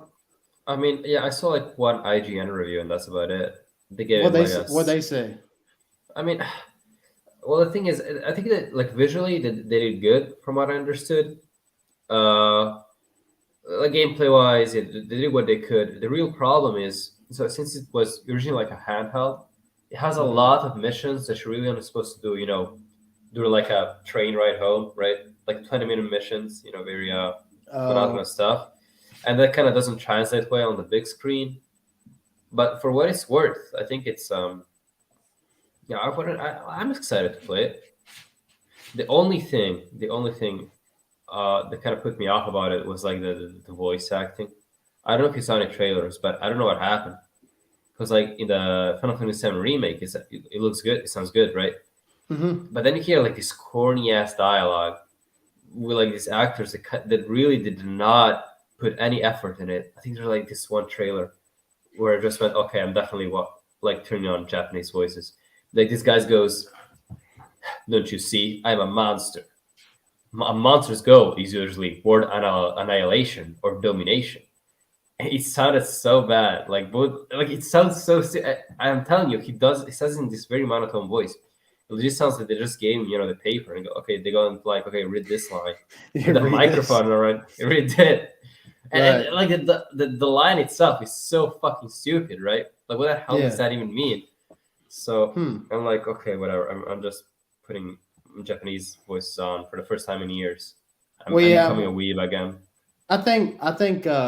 I mean, 15 was pretty good too, as far as voice acting. But I think 7 remake was like a whole new standard for voice acting when it comes to their games, because you got to admit, like, let's just be honest, all right? It's not like the voice acting, especially the English voice acting, it's not great. It's a lot like, I mean, at the end of the day, it's like considered a type of anime, right? And I think that's why I mentioned probably it's like 5 episodes ago, I'm not much an anime, but the only anime I do like, and I think your exact words are, if you want to consider it, that would be Final Fantasy, right? Because it does have that anime feel to it, and they consider it that. And I think the voice acting kind of contributes to like thinking that way, because if you hear the English voice acting in these freaking animes, you're like, dude, like I have a guy at work who he's a good friend of mine. He loves Naruto, and he was showing me a scene, and I'm like, dude, how are you watching this garbage? The way they talk, man, it's like, oh, he's so strong, he's got power. What am I supposed to do? Like, it's like, who talks like that? That's like the old school too. It's too good. I mean, you gotta into it or you're not. That's like the only way you can. It's like they always, like, if they get hit or something, it's always like, or something, like they always like moaning. Yeah, there's like moaning. Yeah. It's like there's like a still of them getting hit. Mm-hmm. So it's like it protrudes, like it prolongs throughout time. It goes, whoa. Yeah, no, I love it. I mean, it's a kind of cringe that they just learn to love. You know what I'm saying? Yeah. I mean, like we're Kingdom Hearts fans. I mean, come on. So we really cannot. I mean, we have no place, speaking about Naruto or anything else. Yes. Yeah, I guess not. So am I missing? I mean, those are the main things for me. What else was announced at the Game Awards that you were looking forward to? That's what I remember. Okay, so the Horizon DLC is coming out. That's the main ones that I really liked. I guess you could say there might be one I'm missing. I'm trying to think real hard. Let me see. Actually, let me pull up. Let me pull up. Yeah, we came prepared, huh? Yeah. I was only thinking about the ones that I really liked. I mean, you kind of named all the ones for me too. So unless of course, Hades 2. Oh yeah, but I didn't really play the first one, so I couldn't really get excited for that one. Let's see. Well, I only played the. I just recently started to play the first one. Actually, as soon as I saw the trailer, I was like, "Damn, I gotta get on that." All right, so I gotta play Hades 1 before Hades 2 comes out. It looks like we got, and maybe you see something else different on yours. I see Dead Cells: Return to Castlevania, Bayonetta Origins, Cereza and the Lost Demon, Hades 2. Oh yeah. Can we talk about that? Yeah, we can talk about. Yeah. Basically, they did like this whole thing where like, a new Bayonetta game, and it's a fucking spin-off. Yeah. Yeah. Hades 2, Earthblade, Hellboy, Web of Weird. Yeah, I do remember that one. It's like a comic book kind of look to it. Like a cell shade. It looks alright. It looks alright. I might pick it up. Is it like a third person? Like, is it like a third person adventure? From what I've seen, yeah. I mean, I only see. I kind of tuned in late, and that's like I only seen like the last 10 seconds of the trailer. So that's all I've seen. You know what they did announce? They announced the Armored Core 6, which, in case you don't know, before From Software became famous for all the Souls games, they're doing like this, this mecha giant robots series, and now they kind of, I guess they have the budget. They're big enough where they can afford doing it again, bringing it back. I don't know if I'm gonna play it, honestly. I mean, Yeah, it's like it's from Transformers, kind software, of. but Yeah, yeah, yeah. It looks all right. I don't know. I mean, it's Let's see. Fire Emblem Engage expansion pass, the Super Mario Bros. Movie, and then Among Us. I guess like Among another. Us. Yeah, so I don't know if it's like supposed to be like a. I know what Among Us is just like a. It's like a piece. Well, I think you can get it on console, right? Among Us. Oh yeah, you can. Yeah, you can. Okay, so I don't know. For like $2 or something like that. Okay, yeah, well, I don't know what they announced for that, but so yeah, that's pretty much it. I mean, that's all the main ones. Yeah, I mean, they also announced. Oh, this is great. So they were like teasing like a Crash Bandicoot game, Yeah, and I remember like before the show, there were like a lot of leakers who went, "Oh, it's official! They're gonna announce a new Crash Bandicoot game." I'm like, "Oh shit, we're gonna get Crash Bandicoot 5?" Like, I'm not into those games, but I'm really happy for all the fans. But no, it's like a Mario Party kind of yeah, game. It's yeah, it's I don't, I could feel like all the Crash fans just groan as soon as they yeah. saw I that. I really I really enjoy those games. I've beaten every single one of them, and the only one I hadn't beaten was the new one. And I think there's something else came out during the time of when that came out. And I think I just walked away from it because I think something else grabbed my interest. But like I used to play those all the time. I mean, as far as platformers, you can't really do much better than that. And then as far as the difficulty too, I mean that game make you want to like smash up everything in your house. Oh yeah, oh yeah. I only Um, played the first one. That was like enough for me. Like I can say I did that. Like I got through it. So I played Crash. I officially played Crash. yeah, Like I honestly, I would think like to play it again, but I don't know. It's kind of it's a yeah. thing where I enjoy it, but it's not really the on my priority list. It's just Mhm. kind of it's stuck in this limbo. But yeah, go ahead. Yeah, I think you would like Crash Bandicoot Warped, which is the third one, Uh and huh. that one What is is that? got that one has like the most variety. I mean, not that the other ones don't, but they have like the most variety in their levels. Like there's like submarine levels. There's like Oh, one where you're like in. I think this one's on like Crash Bandicoot 2, but like you got the winter stuff, and then there's one that you go back in time to like the Renaissance period, where there's castles, there's wizards and stuff trying to hit you with magical spells and stuff, oh, that's and nice. it's pretty cool. Like they really go into like pretty good. The worlds are beautifully crafted for that type of game. So, but anyway, so I think that's pretty much all the game awards, right? I mean, that's Yep, pretty much it. So yep. what is that? So Final Fantasy, Death Stranding 2, the Suicide Squad, and was Jedi, there another? Jedi Oh, Survivor, Yeah, Jedi Survivor. Yep. and Among Us, the most important one. Yeah, sure. Among Yeah, Us, that's can't better be what. forget. Yeah, that's game of the year right there. Yeah, So yeah, with the I guess century. what we can do is I know here we are. We're about an hour and a half in, so I don't want to keep us waiting too long. And I do have to get up early for work. So just to address one more thing, what if you had to pick out of any of the games that you've played this year? Okay, Oh, I that's gonna didn't be play hard. this year. That you've played this year. What is your personal game of the year? Well, you know what? For once, I think I'm gonna stick to my guts. I'm gonna do like a hot take. Mhm. I'm gonna say that it is actually Among Us VR. Just forcing around. Actually, I don't know. I have to think about this. What about you? Have you thought about this? Yeah, I have, and I'm probably gonna like. I don't know. Well, you might like my choice. I'm just gonna come out and say it. I I liked Ragnarok.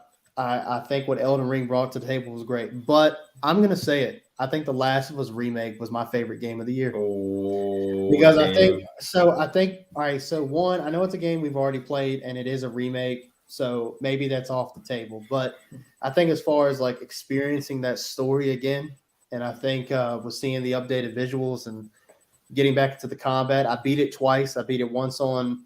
I just beat it once on normal, and then I beat it again on Grounded Plus, and I just enjoyed every minute of it. And matter of fact, my second playthrough of that game, I wasn't even going to watch any cutscenes. I was just going to do the combat encounters, and I think I skipped like the first two, and then after that, I was like, I was hooked again. And I think that game means so much to me, man. Like that's probably my Yes, game of the sir. year because I just enjoyed it so much. And maybe that shouldn't count. If you're not counting remakes, then it would probably have to be. I'd have to give it to God of War Ragnarok because I put the most time into it, and I think I enjoyed it that much that I would give it. If I had to pick one like that wasn't a remake, I'd pick God of War Ragnarok. But if you're talking about just something that hit me, like to the point where I thought about it, like several days after, I'd have to say it was The Last of Us remake because I hadn't witnessed that story in a long time, and just seeing that. Like that first initial scene where Sarah is dying in Joel's arms, and you got these updated visuals. It hit me like it did when I first saw it, and yeah. So I think it's Last of Us remake if you're going for that. Yeah. Damn, actually, yeah, I respect your choice. I really do. But you know what? I think I'm gonna do. I guess because like, what really can we choose from? Like, what came out this year? It's either Elden Ring or God of War Ragnarok, right? As you said, The Last of Us came out too. But I think as much as I enjoyed it, I loved the playthrough. I actually also played The Last of Us this year, like the original before. So I guess I was not in the same space as you were, where I could get where I could get entranced by that game again. As much as I love it, I love the game so much.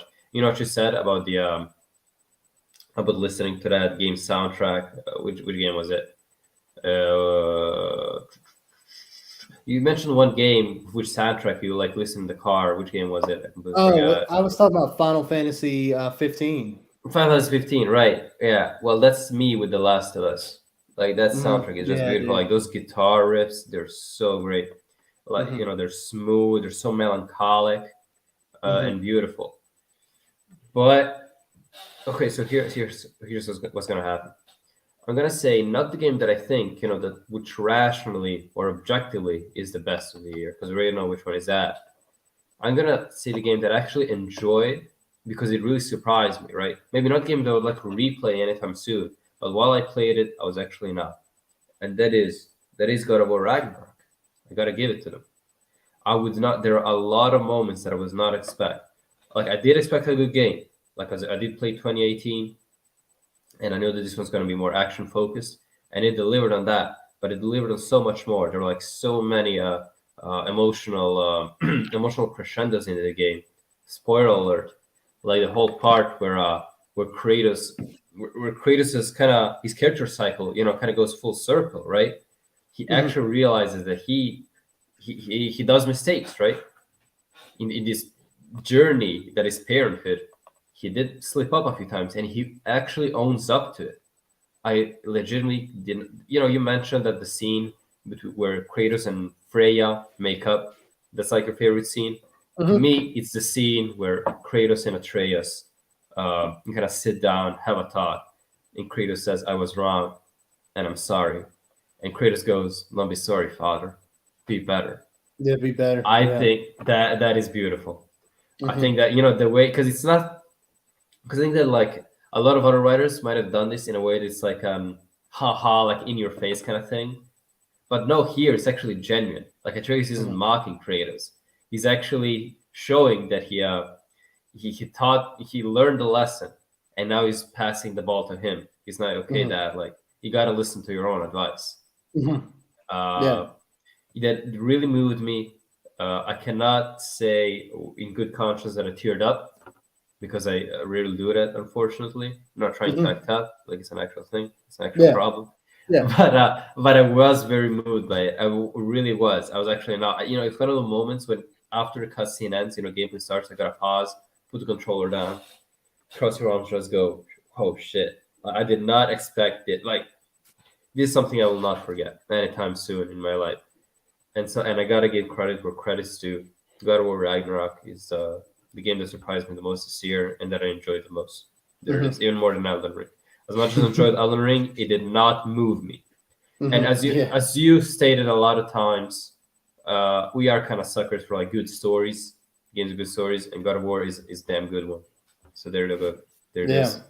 No, that was a beautiful explanation, and then I agree with everything you said. I think it is one of those games that sticks with you. I just wish the story would have done better in my personal opinion, but I can't say it's not moving for others, and that's awesome. I mean, the game is well deserving. It's well deserving, and if it would have won Game of the Year, I don't think anybody would have been surprised. I mean, that's for sure. But yeah, I mean, I've seen somebody say that 2022 was a weak year for games, and Right. I don't really feel that way. I feel like for the past really few years, I mean, maybe you could say this year was maybe not as good as others, but I mean, like let's be honest, I think it still had plenty of good releases. You know. I mean, I think this year was more like quality over quantity, if you ask me. Mm-hmm. Like we don't have a lot of choice, right? But the few choices we have, it's a tough choice to make either way. Yeah. But Yeah. I do agree that 2023 is looking good. Dude. Spider-Man 2. I don't know if you heard. Okay, last thing I'm gonna say is that I think it's like maybe so it's like a leak, but it's pretty believable. That Spider-Man 2 might be coming out next fall. Which damn, like I'm glad they're taking their time with it, but yeah, I just can't wait to play it, dude. You know what I'm saying? Yeah, dude, I can't, man. Yeah, me too. Like I said, I've really enjoyed. I will say, like, just to wrap up the show, what I've been currently playing. I've been playing a game on it. I think it's only on Xbox though, so you might not be able to play it. But it's called High on Life. I know you've heard of. I know you've heard of it. The game it's freaking hilarious. At least I enjoy slapstick humor when it's done right, and this. I've been playing some of that. I've only put like a couple hours into it. You gotta play that game in spurts because if you play it too much, you'll feel like you're getting dumber. So I haven't really played it too long. I will say another thing, just wrapping up the show and tell you what I've been playing. I also have been playing Life is Strange: True Colors. I've been playing that, and that's been pretty moving too. I've played all of them. I've played every single one, and I still think the first one is my favorite. Same here. The second one I thought was garbage. I had some decent parts. Wait, which second one? Life is Strange 2 or Life is Strange before the Storm? Life is Strange 2. Before the Storm was decent. Life is Strange 2. That's what I meant. Sorry. Life is Strange 2. I feel like it's garbage. Oh, dude, it's not your fault. It's their fault for playing the third game, Life is Strange 2.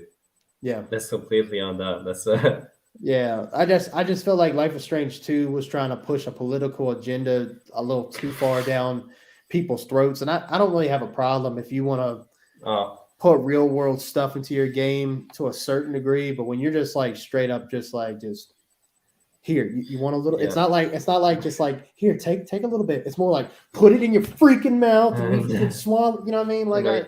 Yeah, you know what the problem with me was? Okay, as someone who's pretty. Because like the issues that were portrayed are pretty, as far away from me as possible. Mm-hmm.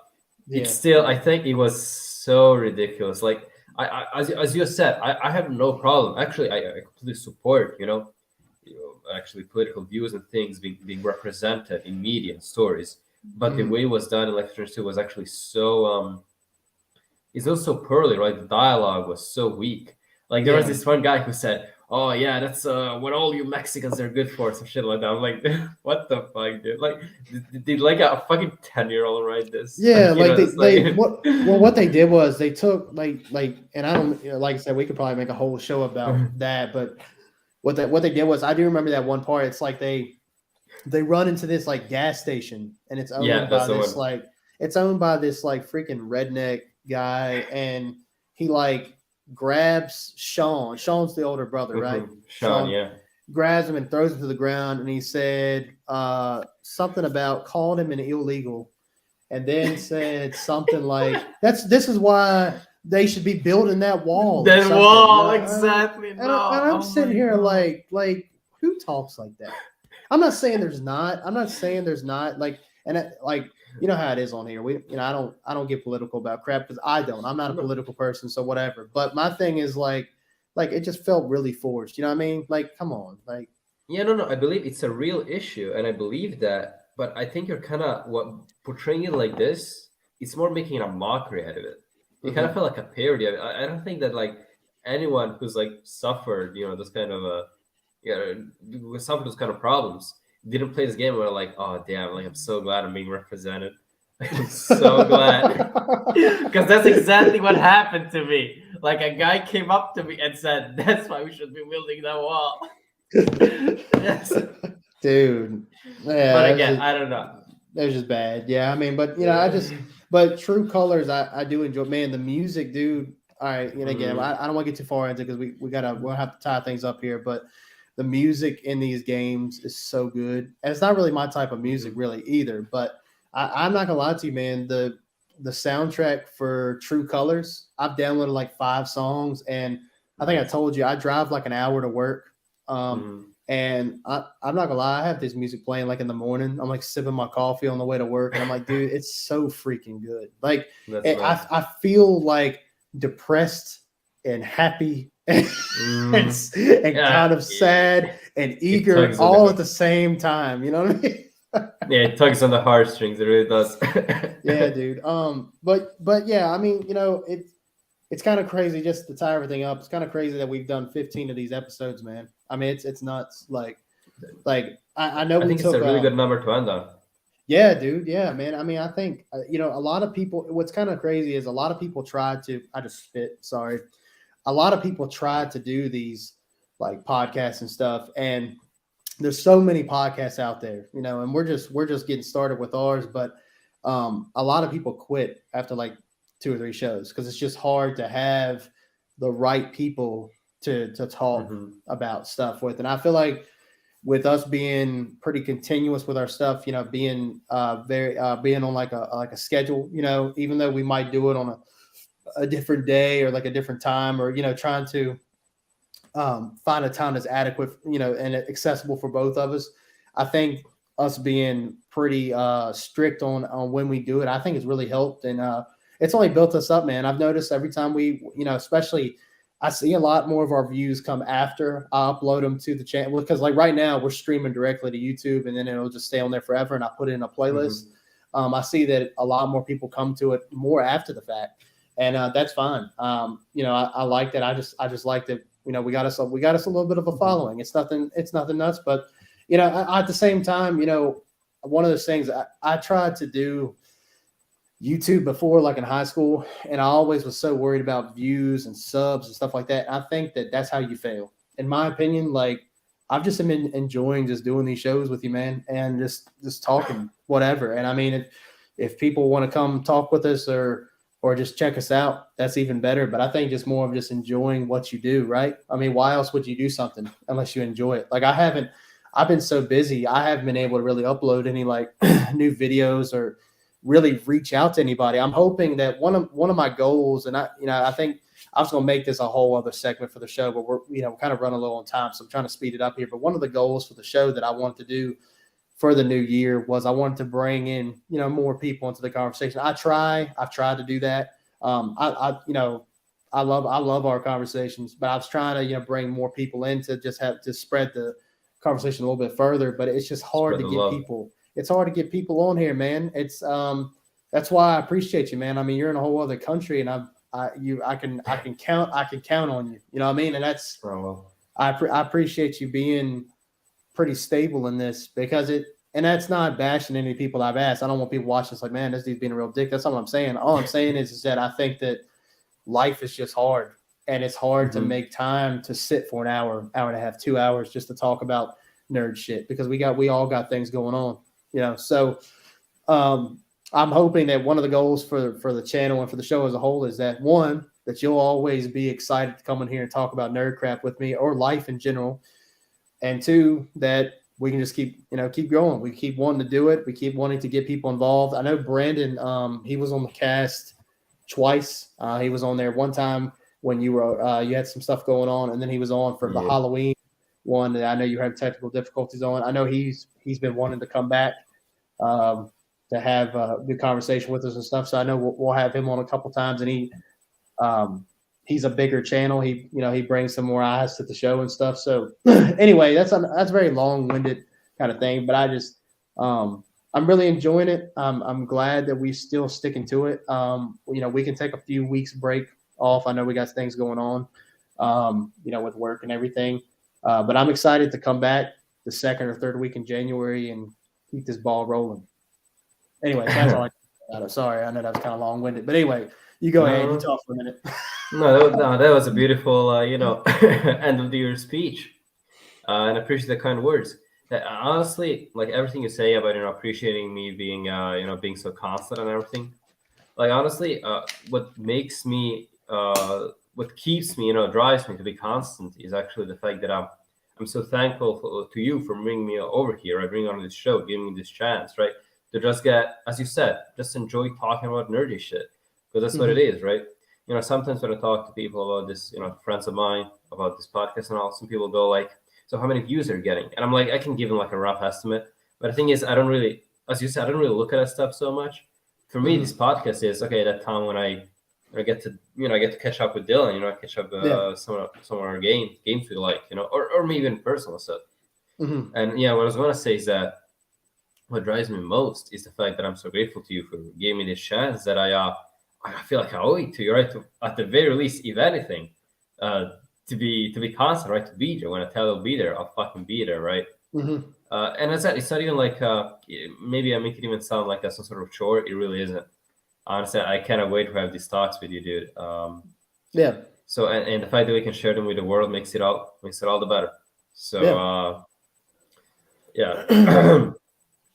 Right. So that's great. And as you said, yeah, I do agree. Maybe since the holiday season's coming up, I mean, we're already in it, but in some sense, I think it's good that we take a. We're probably going to take a more of a hiatus right now. Not really hiatus, more of a short break. Come back at the end of January. I think that'll do us both good.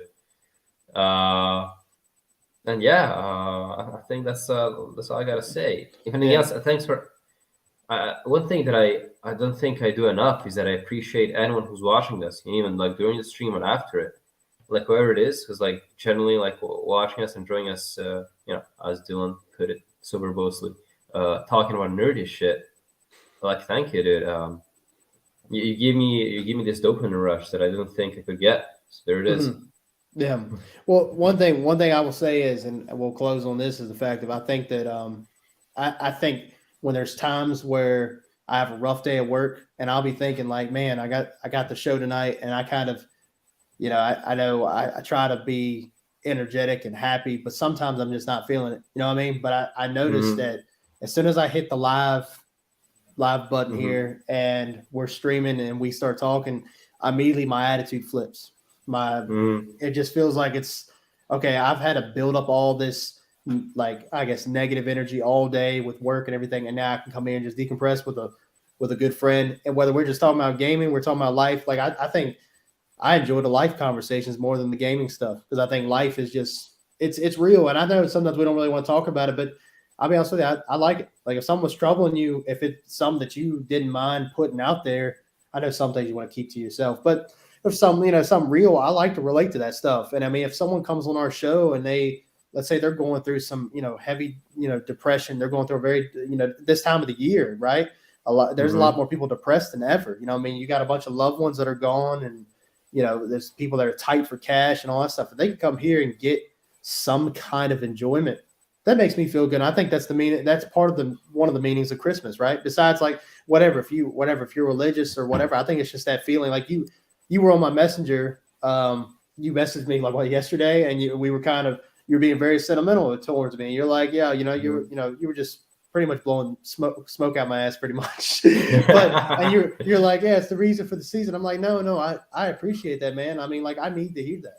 I think it's good to tell people that you care about, however close you are to them, that you care about them, you're here, and I appreciate you for being here. Like, I appreciate being able to see you, appreciate that you're alive, and I appreciate you being a part of the show. So yeah, like you said, I think it's good to take a little bit of a break.